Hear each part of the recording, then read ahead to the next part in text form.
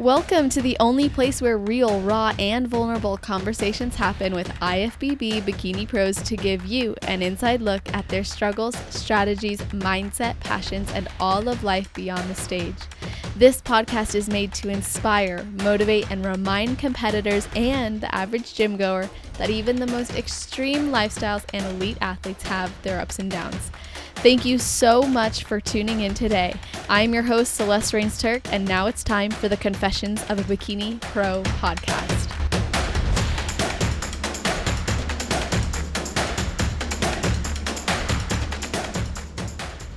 Hello, everyone. Today we are speaking with a fur baby mama, wife, and financial service industry career woman with a master's degree in business and a black belt in Krav Maga who started competing in 2017 and has since earned 3 overall bikini champion titles at the regional level, hit the national circuit in 2019, and won her pro card and the overall at junior nationals in 2019. She just recently earned 3rd place at the Minneapolis Pro before entering her offseason with big goals for her life as a pro and, of course, in regular life in general. So I'm very excited to hear more about that from our guest today, Jen St. Peter. How are you doing? I'm doing very well. Thank you. How are you? I'm fantastic. So happy to have you here and have a lot I want to get into with you. But I love to start every episode by asking if there's something you do, maybe a ritual you have, or something you think about right before your heel hits the stage. Oh gosh. I will admit, I'm pretty sure I black out right before I hit the stage.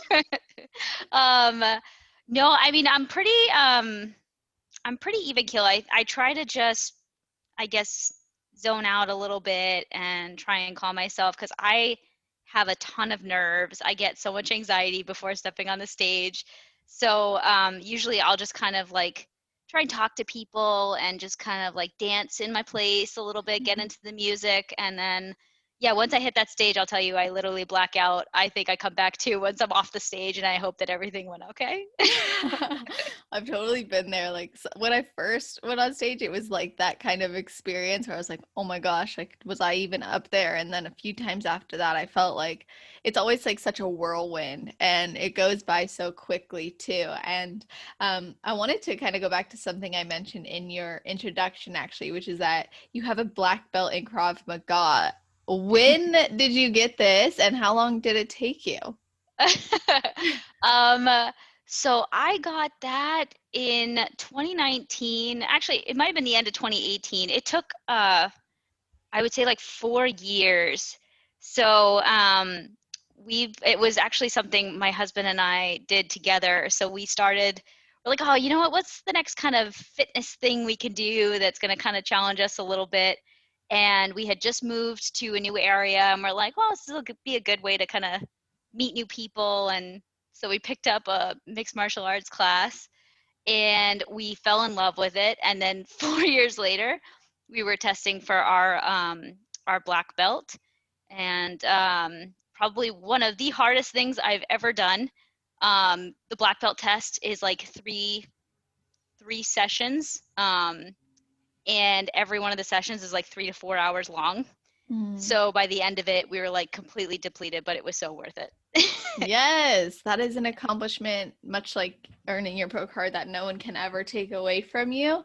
And so rewarding. And plus, you can defend yourself, which is awesome. And I have some martial arts background in jujitsu, and I definitely know that the challenge of literally not just learning new things, but also showing up every day to practice and execute and then learn. And it's a lot of, at least I remember feeling a lot of pressure in the experiences sometimes with heavy guys on me that I would have to roll with or new techniques to use, and it required a lot of discipline. And I was curious if you find that discipline supports you in bodybuilding, or if the bodybuilding and fitness you were already doing supported you in earning it. Yeah, so I would almost say it's funny. I think the lessons I've learned from my experience with Krav Maga, I think help in terms of like the discipline that is required for bodybuilding. I think we kind of already have the mindset that when we commit to something, we follow through with it. That's just how my husband and I are. But there's just a level of, I don't know, it's a commitment and loyalty that you feel when you start with a martial art, and to the people that you're kind of practicing it with, to your sensei. It's I think it's something that carries through not only in bodybuilding but just also in life. Like there are just principles that you learn, um, like things like your attitude determines your altitude. There's Mhm. just things that you kind of learn along the way that they carry through almost everything you do. So I think that's a really good one, if people are interested and want to kind of develop themselves in different ways outside of going to the gym or doing bodybuilding or whatever it might be. That's a really good one, not just for the physical aspect, the mental aspect as well. So true. I love that. It's like the more we can expose ourselves to stress or challenge or on new opportunities, then the more likely we are to have that resilience and that belief in ourselves to continuously overcome or commit. And you've mentioned your husband now, and I wanted to talk to you about this, and I had to ask you. You guys have an Instagram together. He's a competitor too. In your interview after earning your pro card, you mentioned how grateful you were for his support. I watched all the videos of him like cheer you on as you got it. So I would love to know, like, what inspired you guys to start this Instagram together? Like, how did you even meet? How is it? You guys probably spend a lot of time together. You did Krav Maga together. So break this down for me. Yeah, I would say Travis is literally like my best friend. We actually met before any of this. Like I actually was never into the gym, I'll tell you that. Wow. This surprises people a lot. I was not a gym goer. I like hated going to the gym, before I met Travis. We met back in college. He noticed, or he was friends, I guess we had a mutual friend. Um, and he noticed that I would play Sudoku every day in class before it started. I'm obsessed with Sudoku, just FYI. um, and so one day, his way of trying to talk to me was he was going to challenge me to a Sudoku match that he didn't tell me, but he had already solved so that he could beat me. That's awesome. So yeah, he totally cheated. But When did he finally tell you? well, when he completed it in a matter of like 30 seconds, and it was like those really, really ultra hard ones, I'm like, there's no way in hell. So that's how we kind of met, and then we started dating, and we dated for years, and then we got married, and then he actually used to force me to, get up and go to the gym. He's like, you got to do it, you got to push. So I used to get up with him in the morning. I was also not a morning person. um and then like the more I went, the more I was like, oh my god, I love this. It's like you get bit by the Wow. bug. And then we just kind of almost grew together in a sense. Fitness kind of brought us more and more together, and we like kind of pushing ourselves in different ways. So like as we kind of progress, we're like, what else can we do? And so we spanned into Krav Maga, and then we're like, okay, what else? Like we got our black belts, what else can we do? And so we're like, you know what? Let's try and do like some kind of competition. We like fitness a lot. Um, so I actually started doing it first. He kind of encouraged me to try it out, and he saw how much I loved it, and so he decided to compete. And now we compete together. We try to do as many competitions actually together as we can. Wow. It's just so much. It's so much fun. We often get the question like, "How is it to prep together at the same time?" Mm-hmm. Surprisingly, it's really easy. I think because we understand what each other's going through. Um, so we know what it's like. We know the sacrifices. We understand the hanger once that comes. So it's really been a good experience. I've almost felt like it's brought us closer and closer together. And he's my rock. He always kind of encourages me to be the best version of me, and he's always supportive no matter what track I choose to go down. And he believes in me. So yeah, I probably mention him a lot. I apologize. I love it. No, don't apologize for that. That's like so amazing and inspiring for a lot of people. And that's part of you in your life. So I love hearing about it. I don't want you to feel like you have to hold back on that. I really enjoy it, and I think it's just beautiful to see, and also the fact that he's so supportive and that you guys have found so many awesome things to do together and that it's brought you closer is something that I think maybe other people or other couples who aren't sure how it will impact them could take that leap of faith and say, you know, let's just do this. Let's push ourselves. We've been fine before. And I know that you just mentioned prepping together has not been an issue. You guys are very aware of what can come up on a prep and can just support each other through that. How do your schedules work with each other? Because you also work full time. Yeah, great question. I would say that I'm a firm believer in that expression. We don't have the time, we make the time. Like Mm. both Travis and I, especially with everything happening with COVID, I feel like everything has gotten even more busy. But we both work probably like 10 to 12 hours a day, and sometimes depending on what's required, we're working on the weekend. So we work a lot of hours. And so going to the gym for us and making time for training and prep has to fit in wherever it can, essentially. So people probably know we wake up at like 4 o'clock in the morning and we are at the gym like bright and early. Usually it's like right when the door opens, and no one is there, which is I think our favorite time to go. Because when we train, we're just kind of like in the zone. But that tends to be kind of like the routine we get into. We wake up early, we make sure we get in our workouts first thing, not only because of work and we don't know kind of when we're going to get out, but also because I feel like it just gets the day going for us. Like we just feel more productive when you finish the day. It hasn't even really started yet and you got your whole workout in. So it almost sets the motion for the rest of the day. And then meal prepping, we kind of just figured out a way to make it work. Like a lot of times we're eating the same foods, so we'll prep together. We'll make sure like Sundays we cook all of our foods together. We get those little like containers from Stop and Shop or Shaw's or whatever, and we prep every individual meal for the week. So it's usually really easy to just kind of take our meals on the go. And then we do whatever we can to help each other. Like if one of us is getting out a little bit later and we have to work late, like he'll help cook for me or I'll help cook for him. So it helps having that kind of support, um, to get us through, especially just with everything going on. It's always stressful in general, but I feel like again everything is a little bit harder with COVID and all that. So we make it work.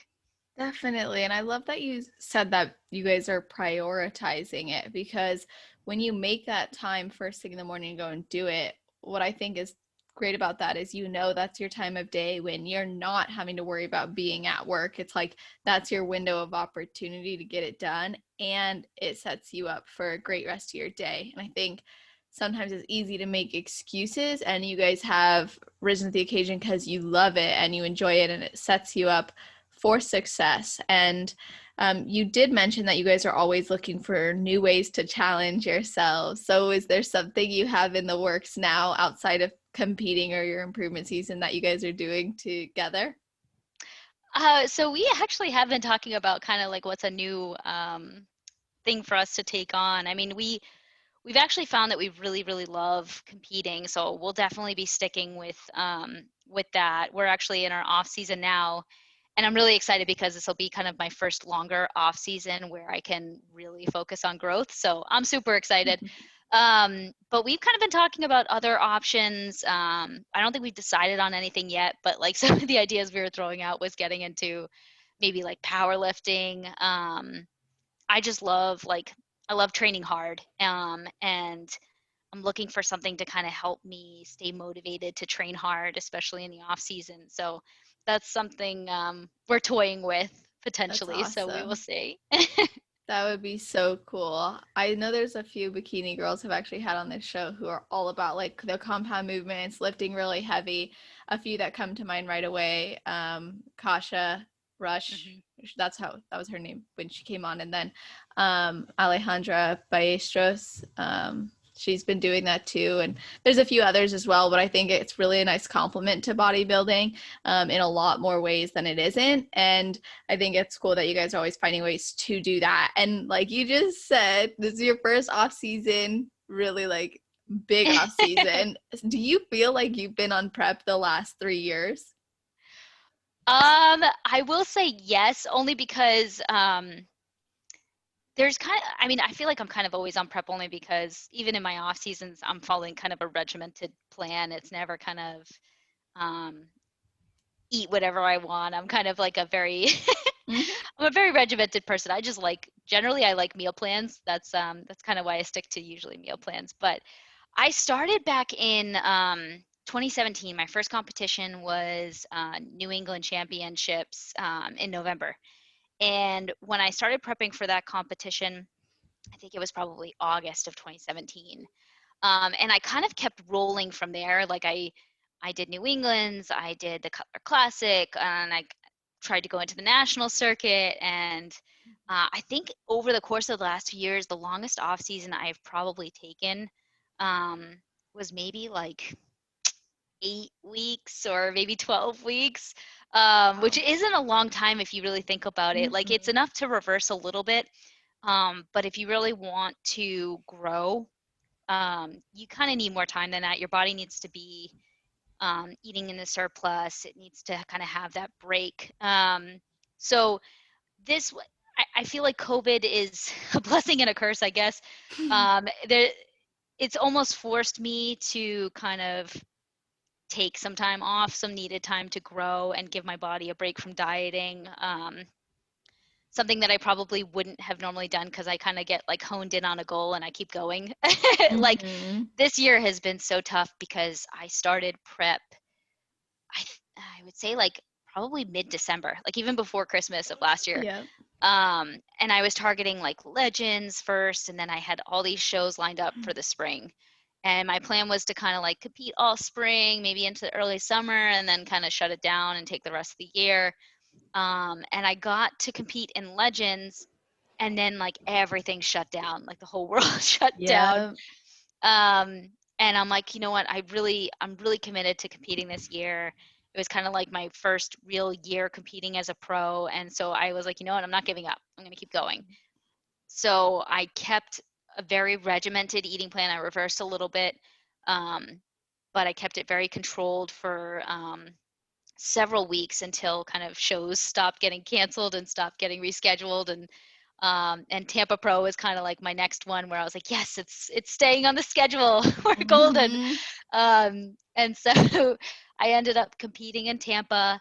And I was like, yes, things are finally like clicking. Shows are coming back. And I don't. Some people probably know. I ended up posting it on our Instagram, but I am like the most accident prone person in the world. Like, and leave it to me. Right after Tampa Pro, I had like plans to do Optimum, New York Pro. I had all these grand plans. I ended up getting injured. Um, I ended up cutting my legs pretty badly in a fall.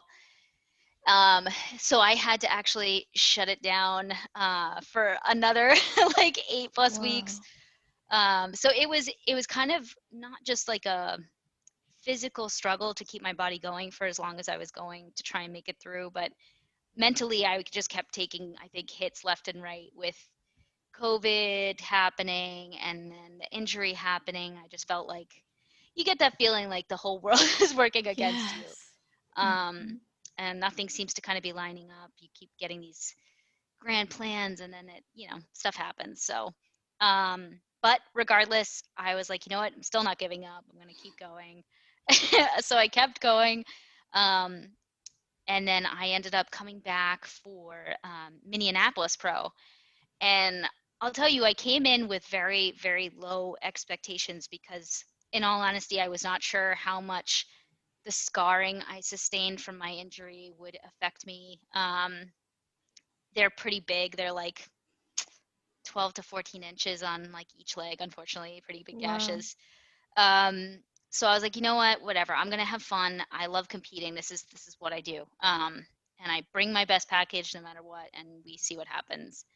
And it was the most insane experience because it was my first time ever getting a placing at a pro show, and I got third place, and I was like in utter shock. I literally found I'm gonna bring Travis up again. I literally found Travis after I like ran to him, and I started like crying, like laughing, crying, so many emotions in Mhm. my, I just didn't even know how to react.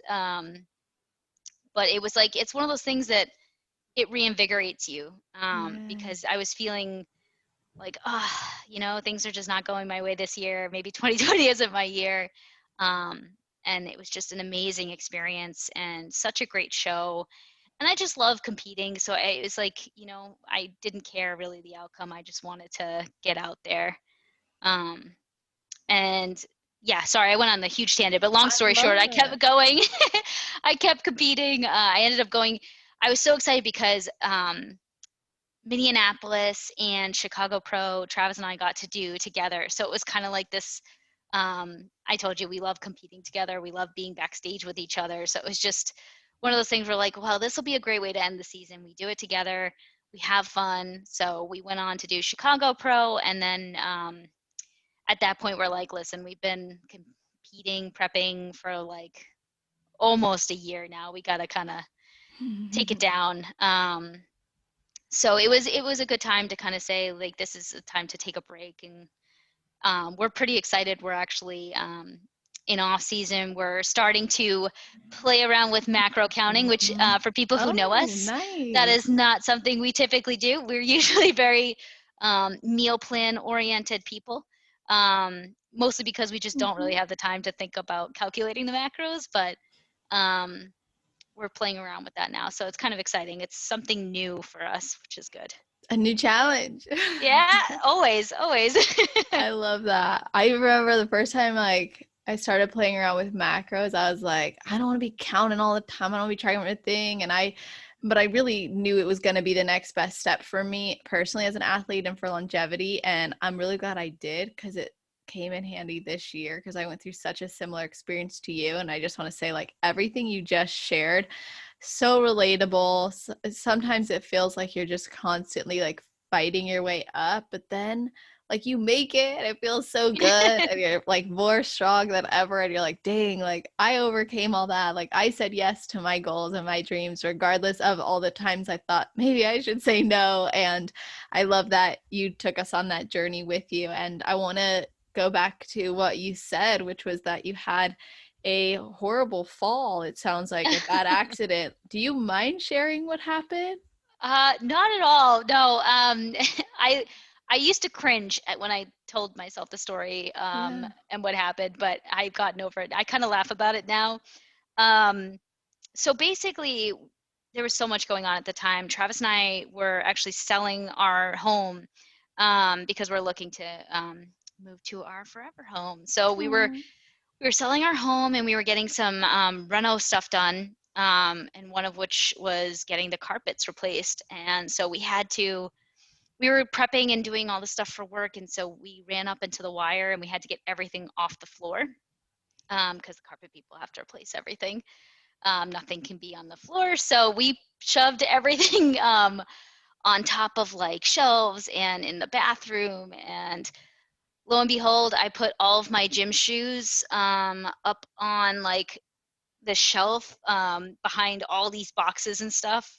And then the morning I'm trying to go to the gym, I'm like, oh my God, how am I supposed I to do work that. out?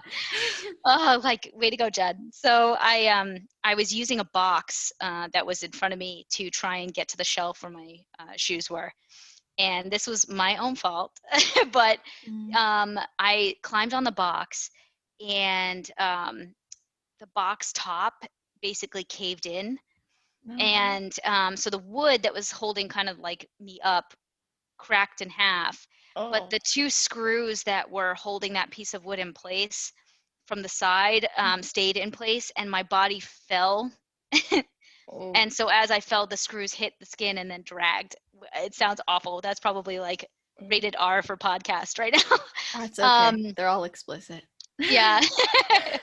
So yeah, it basically caused one gash on my left leg that is 14 inches, and a gash on my right side, which is mostly actually on my glute. And as all bikini girls know, the glutes are the gold, right? So Mhm. I had like an 8-inch gash on my right glute. So pretty significant. And the problem with it was I was trying like everything possible to heal them as quickly as I could because I really wanted to still do optimum. Mhm. And I think I basically had like 4 weeks to try and heal, and it just it was not happening. Yeah. They got to like they got healed enough to seal, but you can't put tan over it at that point. It's just not possible. It would be a nightmare probably. So I basically made the decision that it wasn't going to happen for me, unfortunately. So I ended up having to not do optimum, which I guess was also a blessing because I think there was like a hurricane that hit there at the same time. So Mhm. when we were supposed to fly down, I think our flight would have gotten canceled anyway. So there were probably a ton of things working against me on that one. But yeah, I ended up I asked people on Instagram, which I am so thankful for because I was like, give me anything and everything you guys have ever seen that helps heal wounds and, hopefully minimizes scarring. And people sent me all these things and I went and got all of it. I literally had like a little medi store in my house. And so I was applying all these ointments and creams and I got it to a point where it was mostly like smooth skin. There's still a decent amount of scarring, so I'm still working on it. I'm still applying a lot of that stuff. But it was enough that I could get the tan over it, so I was able to do Minneapolis. Although I'm sure if you see the pictures, you could probably see it, no problem. Um, but I was hoping maybe it would pass as like a really cool tattoo. But um, yeah, yeah. So that's what happened. I literally like most accident prone person. I've literally done everything possible. I burnt my arms on the Ninja Foodie. Ninja Foodie is like, it was like Christmas morning when I got that thing. But I swear, I literally, every time I reach my hand in to grab my chicken after it's cooked, Oh, I burn my hand. Uh, why? I'm useless. I love how you're like, this time maybe it won't happen. Every time I was telling my mom about this. She got me these like giant oven mitts to try and kind of help me out there because I just apparently I cannot seem to avoid burning my hand on that thing. Oh man, it's Yeah. amazing what we'll do, and I do appreciate you sharing that story as well. And I'm sure there's people cringing, listening, Uh, like, oh no. As a kid, I actually fell through a trampoline, and oh no. I had a similar experience. Luckily, not like gashed as deep or to the point where I was having like scars, like you've been working hard to overcome. But when you were telling that story, I was like, I feel it. But yeah, that's an intense thing to have happen, especially going to a show. But you said it gave you some extra time, which is definitely nice. And the only types of improvement seasons, or really just reverse phases you've had, have been 8 to 12 weeks. And we both know that really isn't necessarily significant amount of time to make massive like improvements from the perspective of like building lots of muscle. But Mhm. now you're going into an improvement season, and what are your goals? What's your focus for this improvement season and then into the next season?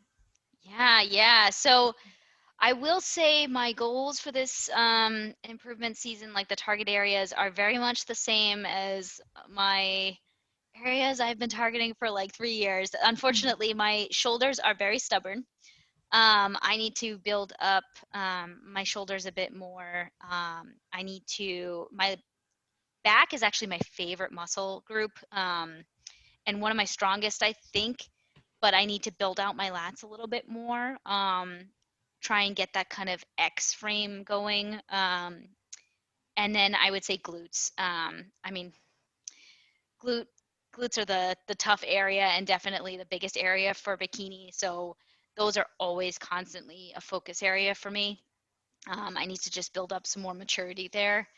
Um, but overall, I think it's trying to kind of get that X frame, that kind of golden like if you've ever seen Issa, and her, Hmm. but yeah, like that. That's kind of my goal. I really want to be able to. I've never been kind of like a curvy girl. I'm very like straight up and down. So in order to really get that X frame for me, I have to kind of build out the lats to kind of get that illusion of the very thin waist and kind of the curvy body. So that is my goal. I work with what I got. Yes, absolutely. And that's the thing about this sport that's really cool is like we actually can see and create those changes. And with that patience and that consistent effort, they do happen. And same thing with like posing, of course. And what has been your feedback on posing, or have you done any posing changes to support you in creating the shape you're looking for? Yeah, absolutely. So actually, so my team, we have like a whole posing coach team. So I've been working with a posing coach, Laura Norton. She's awesome. Oh, nice. Yeah, I've always struggled with posing. Like when I first started, I literally would watch YouTube videos and I would watch them over and over and try and like mimic what people were doing. And I never necessarily understood kind of like the purpose behind certain things, like certain tweaks. And over the years, practicing and learning from different people, I'm starting to kind of understand like you tweak certain things, this is what you start to see. And it's really dependent on the person and what's best to accent for them. There's kind of no right approach. Every body is different, every person has different strengths. Um, so I started to kind of tweak from there. Obviously targeting to make the waist look smaller, really accent the glute muscles, and try and get that side quad line. That's been like my goal. That was like the one thing I really wanted to get. And then I started working with Laura, and really she helped me um, perfect some of those like and it's very small tweaks that you can do to really kind of see the difference. But um, she's been helping me too with like flexibility. Like I have a weak back in general, injuries from when I was younger. Gotta love cheerleading and gymnastics; those Oh, things. wow.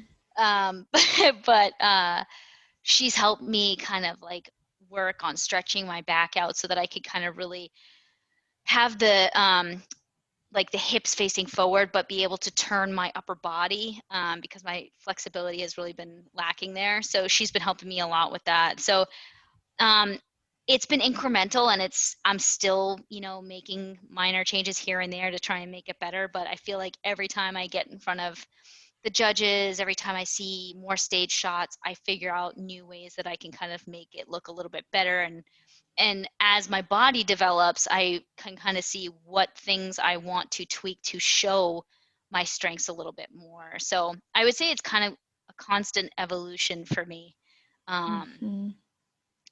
but yeah, I've definitely been making adjustments as I go, and based on like what the judges see, like if they call out a certain weakness, I kind of figure out, okay, well, what's a better way to show this, or um how do I get that? I mean, I feel like the thin waist is like the ultimate goal, so I just got to get that flexibility going. But yeah, that's kind of been my what I've been working on. Got it. Okay, so you've really taken, like, in between shows that you've done, you've really taken a look at the feedback, taken a look at the photos, and made the tweaks necessary to bring what they were looking for. And I was curious about when you left the MPC, joined the IFBB, and you started hitting those stages, did you notice a difference in the conditioning or overall look from the national level to the pro level, as opposed like with what the judges were looking for, I should say? Yeah, it's funny. I definitely did, and I feel like it's tough because it is constantly shifting and changing.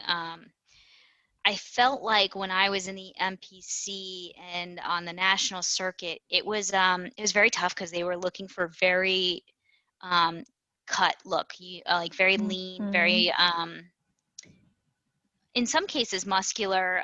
In some other cases, it's tough because depending on the judge, they might want something a little bit different. But once I got to the IFBB, it definitely seems like it's more of kind of like a fuller, softer look, which is always a struggle for me because I tend to um, bring more of like a muscular package, more cut package. So I struggle with that a little bit. Um, and I kind of got in the mindset where at the end of the day, I want to like the body that I bring to the stage. I want to be proud of the package I bring to the stage. So um, I've kind of developed the mindset where I'm gonna just do me, bring the look that I like, and you know what? If they like it, they like it. If not, on to the next one. So um, it's just tough to kind of shift the body around too much. So that's kind of been my approach, and we'll kind of see how it goes. But yeah, it's tricky. I think there definitely is though a difference between the NPC and the IFBB, and I almost feel like I probably could have taken a longer off season between the two only to get more even like muscle maturity. I think I needed to build up my muscle definition a little bit more. Yeah, for sure. I like how you pointed out those differences, and it seems like it's inspired or maybe added new insights to your outlook on the division and on the sport, like knowing it's evolving, but also knowing that when you bring your best while still focusing on what they're looking for, you're able to, feel really good about yourself up there, which is awesome. And of course, now you're talking about building more of that X frame, really developing the lats, bringing up your shoulders. So I got to ask you, what if you could only pick one exercise for shoulders and then one for glutes and then one for hamstrings to do for the rest of your life, what would you pick for each of them? Oh my gosh, such a tough question. I know. um, so shoulders, I'm not gonna lie to you, I love lat raises. All variations of lat. Like, do I have to choose a variation or can I have them all? Well, um, that's good. Lateral raises is fine. like for instance, so I like mixing it up because I'll do in some cases like heavy lat raises, and then in some cases I like to do more like higher rep scheme, like run the rack until Mhm. failure. So I find like lat raises I could get by with that if I can do multiple variations of it. Um, and you said glutes too, right? Yeah, Glutes. I glutes and then mean, hamstrings. um, I I feel like everyone would probably answer hip thrusts, but I'm Yeah. like a huge fan of the donkey kickbacks. Mm-hmm. Um, I've been obsessed with those lately, and I feel like they've been working very well for me. Like I am super sore when I do those. So I'm gonna go with donkey kickbacks. I'm gonna be a little bit different there. Do you do them with ankle weights on the cable or? Oh, I do it all. I do it all. So actually, my latest one. Um, so my new gym, it does not have like any kickback machine, which literally broke my heart. But I've been using like the leg extension machine. I basically set it up on like the biggest setting you can go, and I kind of get on the floor in front of it, and then I Yes. kick it up that way. Feels That's been so working good. wonders. Yeah, I love that. Or like banded, of course. Those always work too. And then if you can get the Smith machine, but like I am always in awe of the people that can get the I Smith can't do machine like it. off the hook and still like do the kickback without it hooking back on. I don't know how people do it. I'm in awe of them. Yeah, me Um, too. but yes, yeah, definitely leg extension has kind of been my go-to for that one. All right, and how And about hamstrings? hammies. Oh, I love so I'm a big fan of the stiff leg deadlift, but I've been doing kind of like the reverse hack squat lately with like a little bit of good morning going on in there. Mhm. Um, so I'm kind of torn between those two. That's okay. We'll give you both. That's awesome. Well, Such a hard decision. it is because you love to trade, so it's hard to expect people to always have an answer for that. But one of our listeners submitted it like months ago, and it's one that I like to work in, and I think it's just such a fun question. And you did mention you're going to try out macro counting, because you had always been so into meal planning before. And I remember in your form you said you were looking forward to enjoying the holidays because you hadn't done that in a long time. So how are you approaching your improvement season, your diet now opposed to prep, and how do you intend to enjoy the holidays this year that you feel like you've been missing out on? Okay, so I absolutely love this question, only because someone else actually messaged asking about this. Oh, really? Yeah, so right now we're being very kind of like, I say regimented, but more like we are hitting our macros. We are staying on track. We're not doing anything crazy because we do plan to enjoy the holidays. And I'll tell you something, I am not planning, I plan on eating intuitively. Like, I'm not going to go to town, but I know how much protein I need. I know how much carbs I need, and I know how much I need to eat so I feel satisfied and not full. But I do plan on, having dessert with my family. My mom makes the most amazing cheesecake ever, so obviously got to have that. You and your Um, cheesecake. but You had I that like, after your pro card too. I know cheesecake is, I would say like honestly, my favorite dessert. It's between cheesecake and cookies. Like I I'm gonna could have to not ask even you think about that soon too.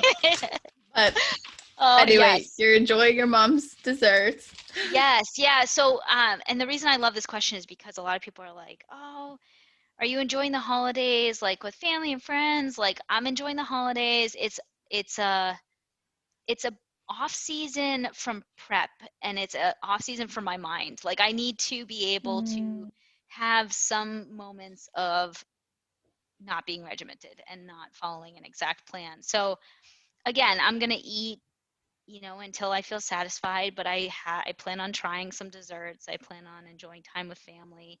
Um, I haven't really done that in a very long time, but I think Travis and I are both very in tuned with our bodies at this point that we know how much we want and can eat, and we don't really overdo it. So, um, and for the most part, it's honestly just being able to kind of spend time with family.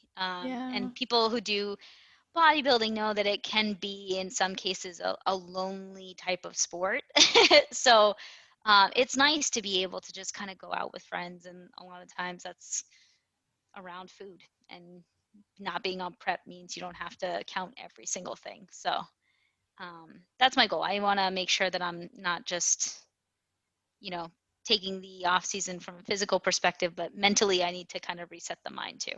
So Yes. Oh, I love that you said that. And the fact that you're allowing yourself to like connect with your body, trust yourself, trust your body as well to guide you, but also enjoy and experience and see, food in the holidays as an experience in itself. And I think that's such an important lesson for people to learn and to understand and know that it is possible to do that and it is okay. And of course, I said I would definitely come back to the cookie portion because I know you work with the Competitors Cookie Co.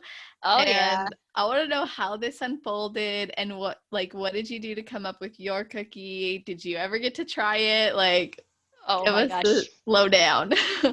Yes. So I am I'm absolutely obsessed with cookies because I love, like, my again, I can't decide my number one dessert. It's either cheesecake or cookies with ice cream. I'm like obsessed with like a warm cookie, like something that's been like baked or microwaved if you don't have the oven.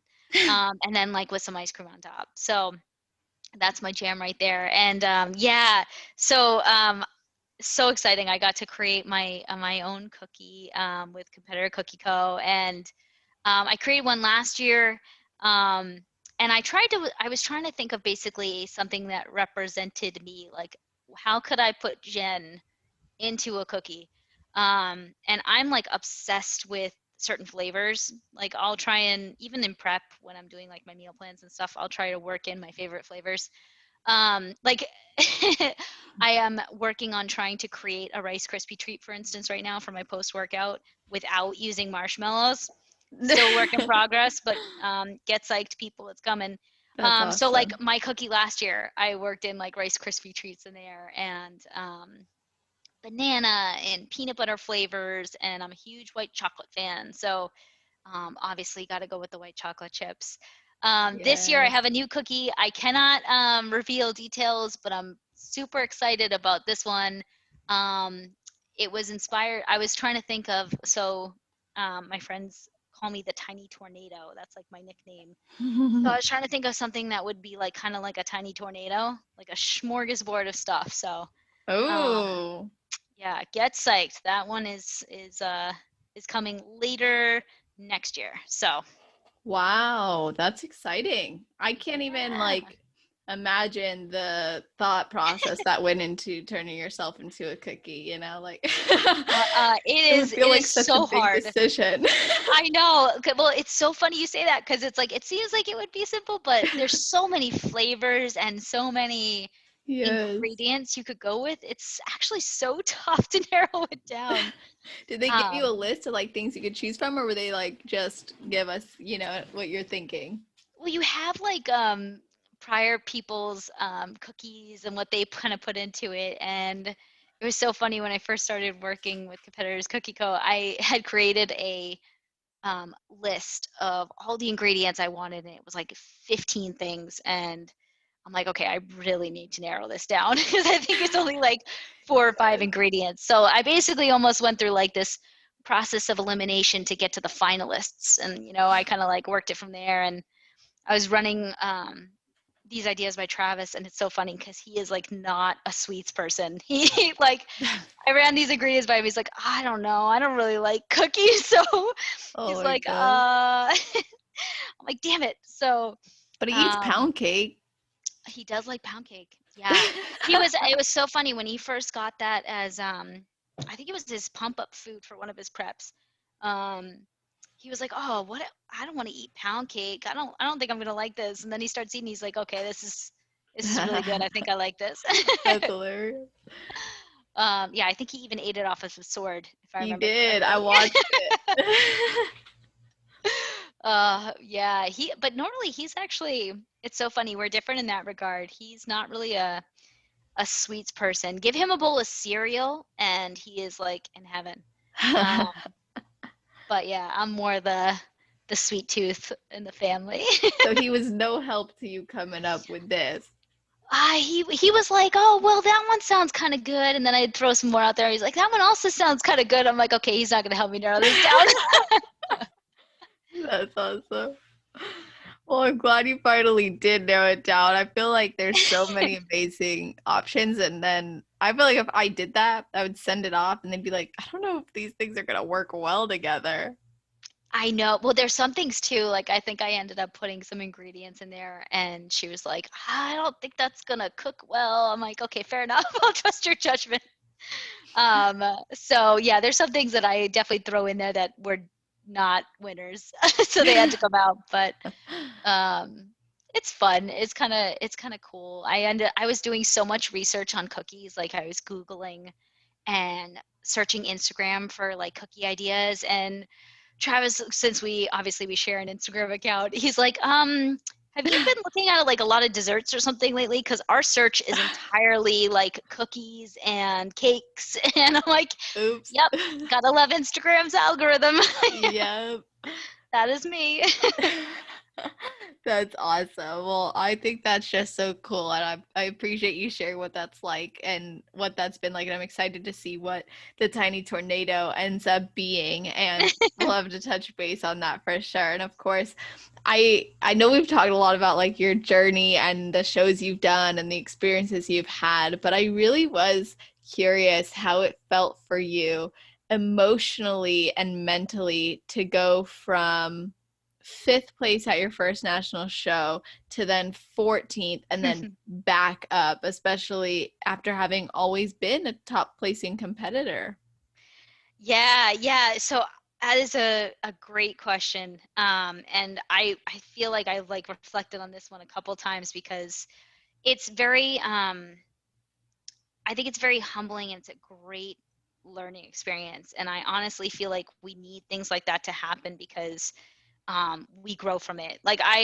So I started back in 2017 and I did my first competition and I won overall. And I'm like, oh my God, this is awesome. Like, I got to keep going. This is great. And then I kept going. I did the Powerhouse Classic early the next year, and I won overall. And then I did Cutler, and I won overall. I'm like, this is amazing. Like, okay, I think I'm ready to try and do the national circuit. Because I didn't want to jump the gun on that. I didn't know if my body was really ready, because I had just been doing, some national shows, and you never really know because regional shows, because you never really know with regional how you're going to stack up with all people from across the country. You're kind of Mm-hmm. in your own little zone. And so I went to my first national competition, which was NPC Universe.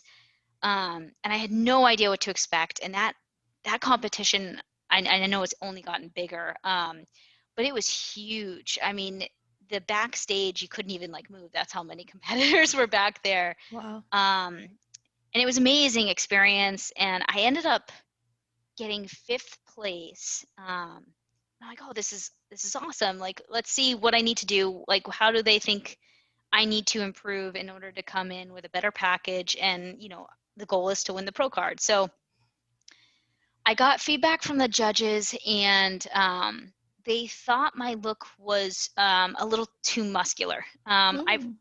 I always love training hard, and like I loved gymnastics, like I loved building up the muscles. So I just had like a very muscular body and not necessarily the bikini body they were looking for. So the advice they gave me was to try and soften up a bit. And so I think it was like 8 weeks or so between when NPC Universe happened and when Miami Nationals was happening.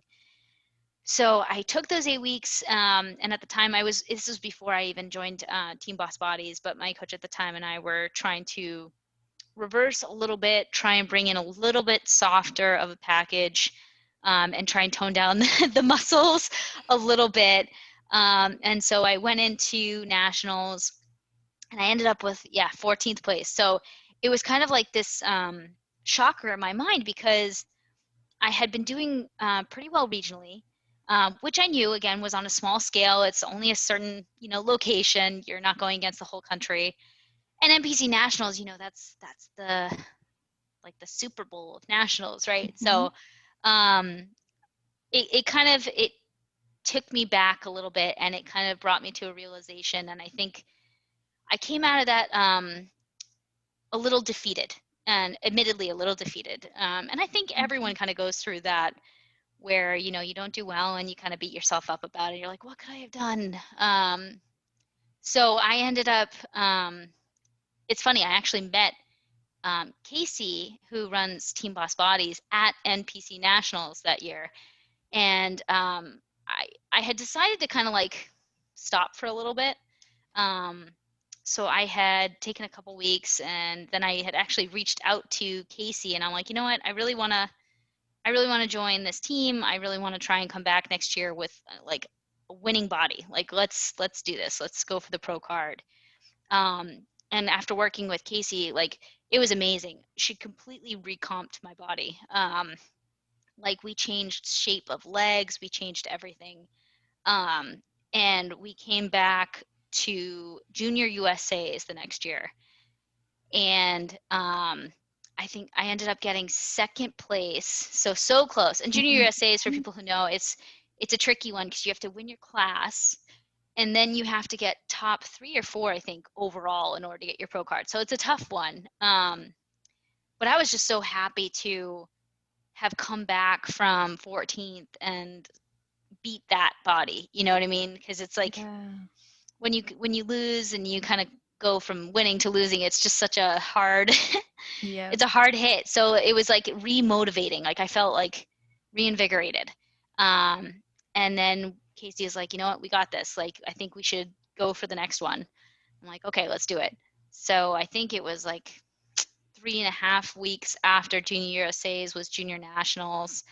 And we were actually, I think, reversing into that show. So my metabolism was kind of on fire at that point, which was great. So I think things were kind of falling into place. And then I went on to win my class, and so I got to compete for overall. And then I ended up winning overall, which was literally like a shot to the heart. I was like, what just happened? um, so it's definitely an emotional roller coaster, and I would say a huge learning experience for me, because at the end of the day, I had tried to kind of change my body for nationals to bring something I thought, they wanted, and it didn't end up being what they wanted. And so Casey and I kind of recomped it and actually went back to more of the look that I liked, the kind of muscular look, more lean, more cut, and that ended up working out. So I kind of found that at the end of the day, you kind of have to do what you're going to be comfortable with, a body that you're going to love. Because I think what hurt me the most about how I placed at NPC Nationals was not that it was 14th place, because I mean, it was NPC Nationals, it's the Super Bowl. It's that I didn't necessarily bring the body, the package that I wanted to. Because even if I didn't place well and I brought what I wanted and I worked really, really hard for it, I can be happy with that. I can be proud of that. And so I would say, like, again, every competition's like a learning experience. I learned something new about myself, and I feel like it's a growing opportunity, not just physically. Like, I feel like we develop over the course of these preps physically, but we also do mentally. You become a stronger person, I think, every single prep you go through from both aspects. And I would say that's kind of like my biggest thing for me. I think that's why I like bodybuilding so much. It's just a constant evolution of both. It's so funny, actually. I just posted about this. It's like a constant evolution of your body and your mind. That's honestly the best part. Yeah, I 100% agree with you on that. It really, truly is. And considering it's not just our own personal evolution, but it's also like the industry standard evolution evolves, and then the expectations there evolve too. So we have to be willing to evolve with it and in our own ways as well. And I think that that's such a beautiful part of it, like you said, and it's a patient process, that's for sure. And yes, I was curious too, like when you went from one national show to the next, so when you went from the national championships to junior USAs and then to junior nationals, did your expectations change? Like, did you have expectations about the outcome? Did you have thoughts going into it that shifted? it's so funny. I honestly, this probably sounds funny too. I honestly go in with very little expectations. And the reason being, I feel like if I go in and I just don't expect anything, I go in to do it for me. I go in and I let the chips fall where they may. I'm not disappointed either way. You know what I mean? I went in to do it for me, for the fun of it. So I try to not build anything in my mind. Like I even, like, when you get your like call outs, even if I get first call outs, I like don't bank on that, because finals, anything could change. I don't want to set any expectations in my mind. So I tend to kind of go in with just completely open mind in these competitions. And I kind of say, it is what it is, and I'll do me. I'll bring the best package that I can. I know I've worked hard for it, and no matter what, I'm proud of me. Is kind of the mindset I try to take with these. Yeah, I love that. I have to admit, like, since I decided to finally step on a national stage, which I'm gonna be doing in 3 weeks from recording this episode.